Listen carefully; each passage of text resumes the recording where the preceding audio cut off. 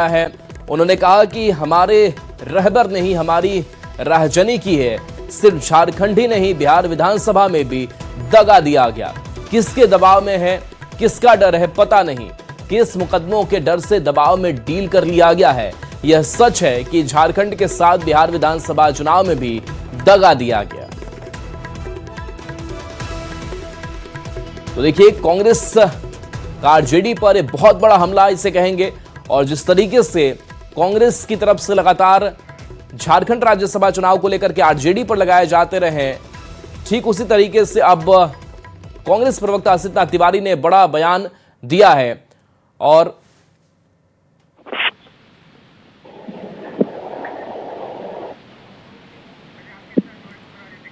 चलिए, सबसे पहले आपको असित नाथ तिवारी का बयान सुनाते हैं, फिर हम अपने संवाददाता से जुड़ेंगे। देखिए, सिर्फ झारखंड के राज्यसभा चुनाव में ऐसा हुआ है ऐसी बात नहीं है।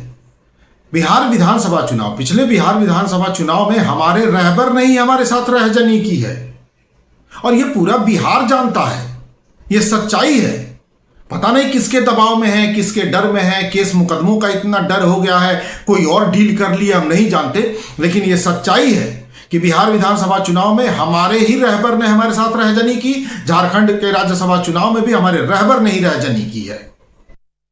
और रवि नारायण हमारे साथ फोन लाइन पर है, न्यूज 18 संवाददाता। रवि, कांग्रेस का स्पष्ट रूप से कहना है झारखंड राज्यसभा चुनाव को लेकर भी कि जिस तरीके से आरजेडी ने दगाबाजी की, वही विधानसभा में भी हुआ। बिहार विधानसभा के चुनाव में जो असित नाथ तिवारी जिसका जिक्र कर रहे हैं, किस तरीके से दोनों पार्टियों के अब इस रिश्ते को देखा जाए, क्या कुछ चल रहा है? देखिए, कांग्रेस और आरजेडी के बीच जो है वो कई बार से जब भी चुनाव आते हैं, किसी तरह का चुनाव हो, वो शहमात का खेल हमेशा देखा गया है। बिहार विधानसभा चुनाव में भी सीट को लेकर के हो या फिर और किसी मसले पे हो। लेकिन ताजा रूप से जो झारखंड में जो राज्यसभा का चुनाव हुआ है, जिस ढंग से हार हुई है, कांग्रेस सीधा सवाल जो है वो आरजेडी पर खड़े कर रही है, और उसका मानना है कि आरजेडी के कारण जो है ये उनकी हार मिली है। और इसी तरीके से लगातार पिछले दिनों जो यहाँ से प्रदेश अध्यक्ष हैं, उन्होंने भी सवाल खड़ा किया था। उन्होंने कहा था कि जो हमारे सहयोगी हैं, उन्हें न समर्थन लेना आता है न देना आता है। और आज कांग्रेस की तरफ से, प्रवक्ता की तरफ से बड़ा सवाल खड़ा किया गया है कि हमारे सहयोगी नहीं, न सिर्फ झारखंड चुनाव में बल्कि बिहार विधानसभा का जो चुनाव हुआ था उसमें भी दगा दिया गया। तो एक ढंग से इस गठबंधन में एक बड़ी दरार जो है वो सामने निकल करके आई है। जी बिल्कुल। तो ये माना जाए कि अगर ये साथ में भी रहते हैं, आपस में दगाबाजी की बातें भी करते हैं, गठबंधन धर्म निभाने की बात कहते हैं, तो आखिर ये कैसे चलेगा? एक तरीके से तो कह सकते हैं कि पूरा बिखराव ही नजर इस खेमे में आता है। जी, निश्चित रूप से देखिए, इस गठबंधन के साथ सबसे परेशानी वाली बात यही है कि एक साथ चुनाव भी लड़ना है, सीट के समय एक दूसरे पर सवाल भी खड़ा करना है। जब एक ही जगह से दोनों, बिहार विधानसभा में आपने देखा होगा कि एक एक सीट से जो है लगभग आधे दर्जन सीटों पर आरजेडी और कांग्रेस दोनों ने अपने उम्मीदवार उतार दिए थे। तो ये जो दोनों के बीच के जो रिश्ते हैं, इसी तरह से तलखी होती है। और इस बार जिस तरीके से झारखंड में जो राज्यसभा का चुनाव हुआ, उसमें जिस ढंग से हार हुई है, सीधा ठीकरा जो कांग्रेस जो है वो आरजेडी पर फोड़ रही है, और उसका कहना है कि उनके चलते जो हार हुई है। अब चलिए रवि, आपके पास आएंगे, और मृत्युंजय तिवारी जी हमारे साथ फोन लाइन पर जुड़े हुए हैं। मृत्युंजय तिवारी जी, असित नाथ तिवारी आपके सहयोगी दल के बड़े प्रवक्ता, बड़े साथी कह रहे हैं कि हमारे रहबर ने ही हमारी राहजनी की है। दगा झारखंड में भी मिला, दगा विधानसभा चुनाव में भी इन लोगों ने किया। किस तरीके से इस बयान को देखते हैं? आखिर क्यों ये सब चल रहा है दोनों पार्टियों के बीच, जब आपका महागठबंधन, गठबंधन धर्म की बात आप लोग करते हैं? देखिए, जो दोनों पार्टियों का शीर्ष नेतृत्व है, हमारे पार्टी के आदरणीय लालू प्रसाद जी, श्री तेजस्वी यादव जी, कांग्रेस पार्टी के सोनिया गांधी जी, राहुल गांधी जी, खड़गे जी, बाकी चीजों पर तो वो निर्णय करते हैं, फैसला करते हैं। बाकी कौन क्या बोल रहा है, किसका क्या हैसियत है धरातल पर, ये सबको पता है। 6 विधायक में 3 विधायक तो रोक नहीं पाए, और फिर 3 कब चला जाएगा ठिकाना नहीं है। और वहाँ झारखंड में राज्यसभा चुनाव में वहाँ प्रभारी ने बयान दे दिया कि राजद ने, हमारे सहयोगी दलों ने नहीं दिया, जबकि प्रमाण है कि सहयोगी दल हम लोगों के 4 विधायकों ने उनको दिया, वोट किया। अपने विधायक को समेट कर रख नहीं पा रहे हैं, उनका तो समर्थन हासिल नहीं कर पा रहे हैं, सहयोगियों को आंख दिखा रहे हैं। कुछ लोग वहाँ सांप्रदायिक शक्तियों से मिले हुए हैं, इसलिए अनर्गल बयान, तथ्य विहीन बयान, गठबंधन को कमजोर करने वाला बयान देते हैं। ये सबको पता है ना कि राष्ट्रीय जनता दल की ताकत क्या है, इससे कौन इनकार कर सकता है? अभी बताइए बिहार में किसकी तो ताकत? मेरी ताकत बड़ी, उधर कह रहे हैं मेरी ताकत बड़ी, आखिर गठबंधन के अंदर ही किसकी ताकत है? किसी के बोलने से, हमारे बोलने से, किसी के बोलने से नहीं होगा। हमने पहले ही कहा कि गठबंधन जो हुआ है वो लोकतंत्र को, देश को, संविधान को बचाने के लिए, सांप्रदायिक शक्तियों से लड़ाई के लिए हुआ है। ये आदरणीय लालू प्रसाद जी, श्री तेजस्वी यादव जी, ये कांग्रेस पार्टी के शीर्ष नेता। बाकी लोग तो अब मीडिया में खबर बनाने के लिए इस तरह का बयान देते उल जलूल, जिनका कोई जमीन धरातल पर कुछ अता पता है नहीं। राजद का समर्थन नहीं रहेगा तो खाता खुलना मुश्किल है। अब वो बयान दे रहे हैं।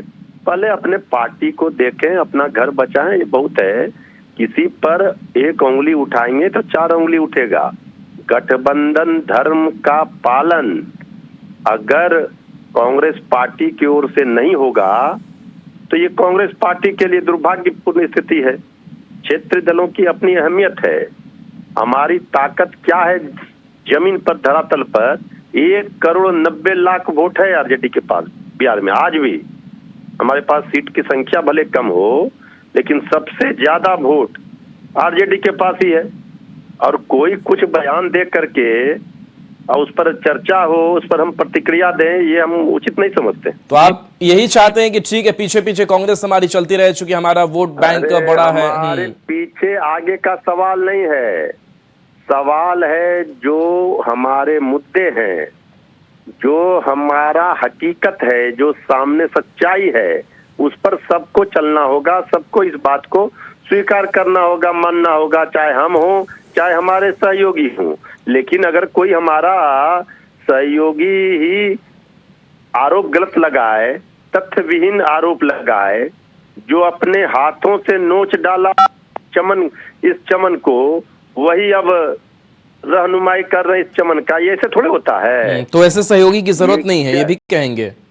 नहीं, सहयोगी की जो हमने पहले ही कहा कि कौन बोल रहा नहीं बोल रहा किसी का नोटिस नहीं लिया जा रहा है। जो हमारा आला कमान है कांग्रेस पार्टी का, जो हमारे पार्टी का शीर्ष नेतृत्व है, हमारे बोलने से, किसी के बोलने से।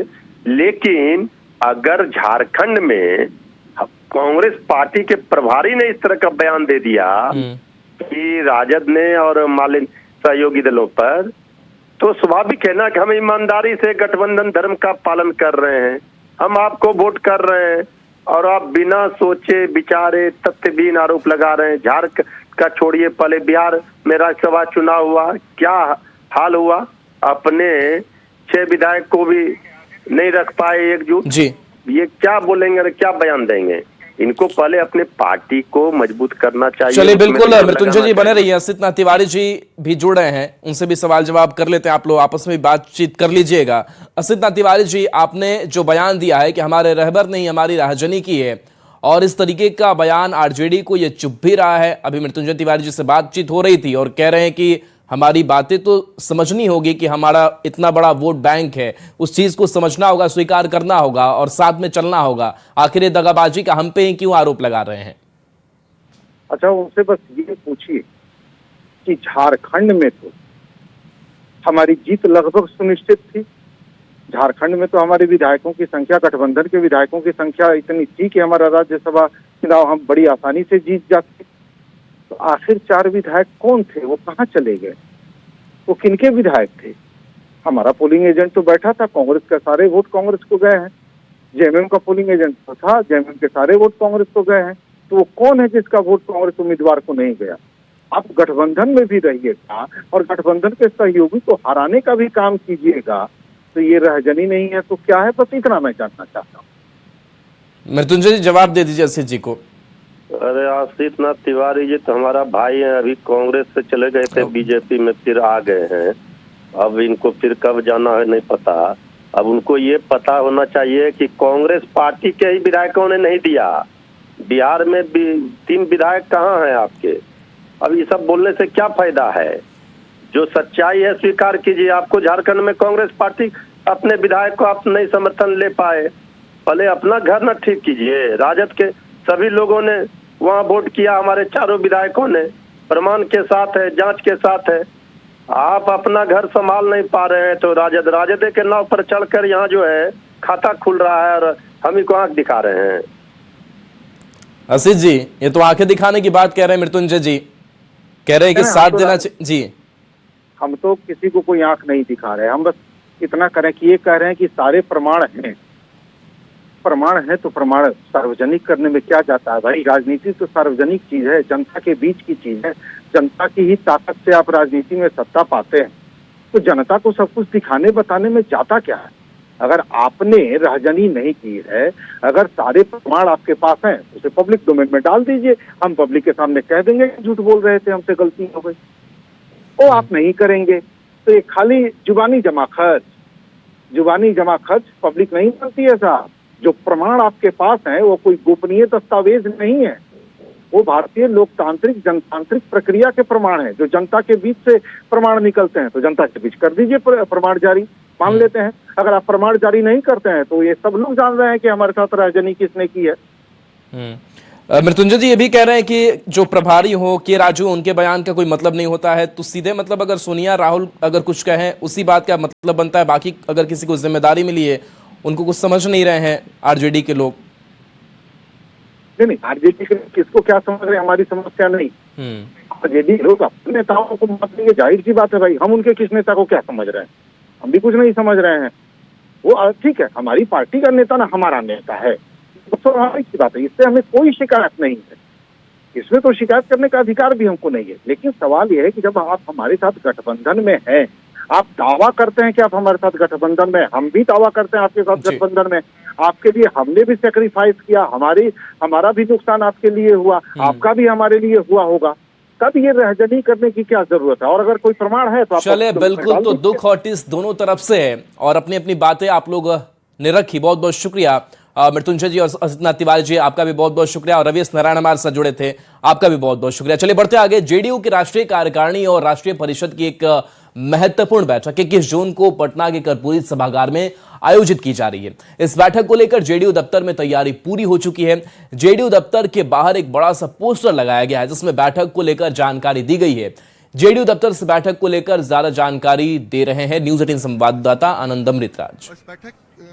21 जून को पटना में जेडीयू की राष्ट्रीय परिषद एवं राज्य परिषद की महत्वपूर्ण बैठक होने वाली है और ये बैठक कई मायनों में जेडीयू के लिहाज से बेहद महत्वपूर्ण माना जा रहा है। इस वक्त जेडीयू दफ्तर के बाहर की तस्वीर दिखा रहे एक बड़ा सा बैनर पोस्टर लगाया गया है जिसमें जेडीयू के राष्ट्रीय अध्यक्ष नीतीश कुमार कार्यकारी अध्यक्ष संजय झा, विजय चौधरी और विजेंद्र यादव जो दोनों डिप्टी सीएम हैं और इसके अलावा जो केंद्रीय मंत्री हैं ललन सिंह, रामनाथ ठाकुर सहित निशांत की भी तस्वीर इसमें लगाई गई है। प्रदेश अध्यक्ष और श्रवण कुमार, जेडीयू के जो बड़े नेता हैं उनकी तस्वीर लगाई गई है। और जाहिर सी बात है 21 जून को ये बैठक कर्पूरी सभागार में होगी और ये बैठक कई महीनों में बेहद महत्वपूर्ण माना जा रहा है कि बदली हुई परिस्थिति में जब नीतीश कुमार दिल्ली की राजनीति में शिफ्ट हो गए हैं और बिहार में निशांत कुमार ने कमान संभाला है और जेडीयू के राष्ट्रीय कार्यकारी अध्यक्ष संजय झा लगातार पार्टी को आगे बढ़ाने के लिए लगातार नए नए प्रयास कर रहे हैं। उन सब के बीच में ये बैठक कई मायनों में महत्वपूर्ण हो जाता है। कल आधिकारिक तौर पे जेडीयू के राष्ट्रीय अध्यक्ष नीतीश कुमार के बनने के बाद इसकी मोहर लगेगी और प्रदेश अध्यक्ष उमेश कुशवाहा भी जो प्रदेश अध्यक्ष तीसरी बार बने हैं उनके नाम पर भी औपचारिक तौर पर मोहर लगेगी। दोनों राष्ट्रीय अध्यक्ष और प्रदेश अध्यक्ष चुन लिए गए हैं लेकिन आधिकारिक तौर पर कल इस बैठक में मोहर लगेगी और इसके अलावा कई सारे महत्वपूर्ण प्रस्ताव भी इसमें पारित किए जाएंगे जो जेडीयू के लिहाज से महत्वपूर्ण होगा। खासकर आने वाले समय में जेडीयू कैसे अपने पार्टी का संगठन विस्तार करे, कैसे पार्टी का विस्तार करे, इसके लेकर भी महत्वपूर्ण चर्चा होगी और कई महत्वपूर्ण फैसले होंगे इस बैठक में। जो पार्टी के राष्ट्रीय स्तर के जो भी नेता हैं या फिर जो कई प्रदेशों के नेता हैं जेडीयू के, वो भी इस बैठक में शामिल होंगे और जाहिर तौर पर राजनीतिक प्रस्ताव हो, आर्थिक प्रस्ताव, कई सारे ऐसे प्रस्ताव होते हैं जेडीयू के जिसे पास कराया जाता है और वो भी जेडीयू के लिहाज से काफ़ी महत्वपूर्ण होता है। लेकिन उससे भी महत्वपूर्ण कि बदली हुई परिस्थिति में जब नीतीश कुमार दिल्ली की राजनीति में शिफ्ट हो गए हैं और निशांत कुमार अब बिहार के राजनीति में स्वास्थ्य मंत्री बन लगातार पार्टी को आगे बढ़ाने की कोशिश में लगे हुए हैं, तो ऐसे में ये जो बैठक है और भी महत्वपूर्ण हो जाती है। तो निगाह टिकी रहेंगी 21 जून पर कि जब इस बैठक में क्या कुछ निकलता है और आने वाले समय में जेडीयू की रणनीति क्या रहेगी, निशांत कुमार का भविष्य क्या रहेगा, इस पर भी बहुत कुछ निर्भर करता है कल की इस बैठक में। Anand Amritraj, news 18 network, Patna. JDU की कार्य समिति की बैठक को लेकर जेडीयू के राष्ट्रीय कार्यकारी अध्यक्ष संजय झा ने कहा कि 2025 के विधानसभा चुनाव के बाद यह सबसे बड़ी बैठक है। 2025 के विधानसभा चुनाव में जेडीयू का प्रदर्शन अच्छा रहा। पूरे एनडीए ने बहुत अच्छा प्रदर्शन किया। जेडीयू ने 101 सीटों पर चुनाव लड़ा और 85 सीटें जीती। अगर प्रतिशत के हिसाब से देखें तो यह जेडीयू का अब तक का सबसे अच्छा प्रदर्शन रहा है। यह पार्टी के लिए बहुत खुशी की बात है। नहीं, चुनाव के बाद ये 2025 विधानसभा चुनाव के बाद ये सबसे बड़ी बैठक है। मैं एक बात और बता दूं कि 2025 विधानसभा में जो जदयू का रिजल्ट रहा, पूरा एनडीए का रिजल्ट बहुत अच्छा रहा। आज जदयू 101 सीट लड़ा और 85 सीट जीता। अगर परसेंटेज में देखेंगे तो जेडीयू का आज तक का जितना चुनाव लड़ा है उसमें बेस्ट परफॉर्मेंस 2025 का विधानसभा चुनाव। तो पार्टी के लिए बड़ी खुशी की बात है। दूसरा, हमारे नेता और पार्टी के राष्ट्रीय अध्यक्ष का निर्विरोध चुनाव हुआ तो उस पर औपचारिक मोहर लगती है राष्ट्रीय परिषद में, तो वो है। और आगे संगठन का काम, आगे संगठन का विस्तार और बिहार में जो संगठन का काम है, आप सब जानते हैं कि अभी 1 करोड़ से ज़्यादा मेंबरशिप पार्टी का पूरा हुआ है, तो उस सब पर भी चर्चा होगी। तो पार्टी के लिए तो बहुत ही इम्पोर्टेंट बैठक है। आवास को लेकर पूर्व मुख्यमंत्री राबड़ी देवी के बिहार सरकार को पत्र लिखे जाने के बाद भवन निर्माण विभाग द्वारा 39 हार्डिंग रोड बंगला में तेजी से काम किया जा रहा है। राबड़ी देवी ने बंगले में लालू प्रसाद के लिए अलग से व्यवस्था और अन्य चीजों की मांग की गई थी, जिसके बाद भवन निर्माण विभाग के इंजीनियरों के देखरेख में मेंटेनेंस का काम पूरा किया जा रहा है। बंगले के सभी कमरों को सुसज्जित किया जा रहा है। कमरे से लेकर बाथरूम को पेंट किया जा रहा है। साथ ही बंगले के बाहर भी मांग के अनुसार निर्माण कार्य कराया जा रहा है। पूर्व मुख्यमंत्री राबड़ी देवी के निजी सहायक के द्वारा बिहार सरकार को आवास को लेकर पत्र लिखे जाने के बाद राबड़ी देवी के लिए जो हार्डिंग रोड स्थित बंगला जो भवन निर्माण विभाग और सरकार के द्वारा जो अलॉट किया गया, वहां अब युद्ध स्तर पर काम यहां पर किया जा रहा है। काफी तेजी से यहां पर काम चल रहा है और भवन निर्माण के जो पदाधिकारी हैं उनके निगरानी में यहां पर लगातार काम किया जा रहा है। जो इंजीनियर हैं वो यहां पर मौजूद हैं, अंदर में जो लेबर हैं वो लगातार काम कर रहे हैं। लेकिन यहाँ काम चल रहा है, जो काम तो चलते रहता है, पूरे रहते हैं काम। तो हमको आवास मेंटेन रखना होता है तो काम तो करना पड़ता है। जो भी मेंटेनेंस के लिए जरूरी काम है वो इस वक्त आप लोग कर रहे हैं। मूलभूत जो जरूरी है वो करना पड़ेगा। दिख रहा है कि पेंट वगैरह सब इसमें सब बढ़िया से हो रहा है। राबड़ी देवी जी की तरफ से कोई डिमांड भी विशेष रंग को लेकर के या और कुछ साज सज्जा को लेकर किया गया है? कोई निर्देश नहीं है अभी तक। तो देखिए, जो इंजीनियर हैं वो बता रहे हैं कि भवन को चूंकि मेंटेन रखना है इसलिए काम चल रहा है। लेकिन यहाँ हम तस्वीर भी दिखा देते हैं, अंदर कमरे के अंदर जो तस्वीर है वो कि किस तरीके से यहाँ पर तेजी से काम किया जा रहा है ताकि जल्द से जल्द इस बंगले को हैंडओवर किया जा सके।